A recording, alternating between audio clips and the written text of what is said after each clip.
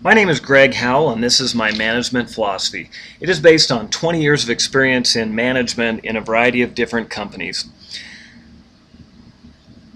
Management is not just for business. It is a useful skill to possess any time you want to direct people, whether in a business or a social setting. In my opinion, managers hold 5 crucial qualities. Managers are strong, competent, focused, great communicators, and likable.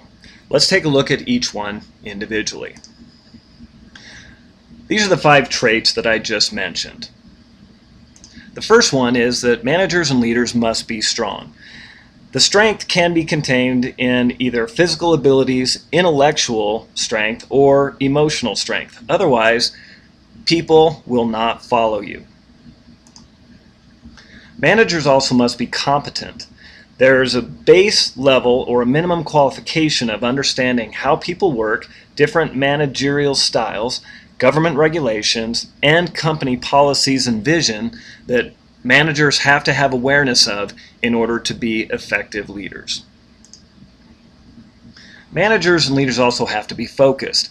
In order to drive the vision and goals of the company, the manager must stay on task regardless of outward influences or outward pressures. Leaders and managers also must be great communicators. The company or organizational vision must be communicated to the employees or the people who are following the leader in order to provide proper motivation. If a manager is unable to communicate, the vision will be lost and employees will be wandering aimlessly. Managers also have to be likable. In all of my management experience, I've seen a direct correlation between the likableness of the management to the retention rate of the employees. And although it's not the most critical component in terms of management traits, it is something that is very important and can lead to greater productivity and greater employee retention. So let's take a look at some actual case studies and relate these case studies to topics that we've discussed in class. The first one is Delta Airlines. This management style, because of how large the company was or is it was a lot more rigid and bureaucratic and therefore much more strict and inflexible. Which is kind of a negative because it doesn't allow a lot of flexibility for employees to make decisions.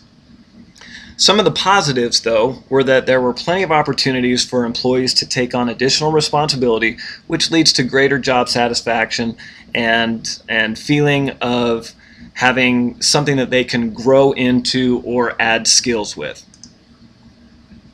At Westgate Vacation Villas, this was a private company, and although it was fairly open in terms of the management style, the biggest negative was that there was not very much growth opportunity because it was a small private company.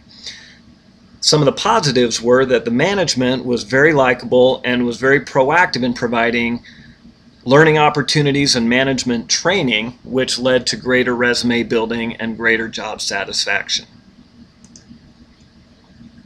Embassy Suites was probably, actually it was by far the most negative of the experiences I've seen. And that was primarily due to the general manager and the way that she managed. Although she did possess a couple of the skills necessary, she was very strong and also very competent in the field that she was managing. The problem was that her communication style was primarily very negative, which related very poorly to the staff, and it created low morale, low work effort, low work output, and a lot of negativity in the company. In the most recent cases, BPD was one of the most positive experiences I've ever seen, and that was due to the management being so proactive in making a good work environment. They had plenty of opportunities for growing income, and the management was so likable and so fun that it was just an excellent opportunity where the staff worked harder, put in extra hours, and productivity soared. Now, Madison Mining, this is the one where I learned about flexibility. Because of the small town and the low amount of staff, the culture required that we were flexible in terms of different types of situations. There was a time at a staff meeting where I saw one of the staff members tell a manager to F off. Now, this would never be acceptable in the big city. However, due to the fact that it was a small town and the low pool of potential workers, this was a cultural item that was the manager was able to work around and still have an effective management style. And that is a basic snapshot of my management philosophy. Thank you.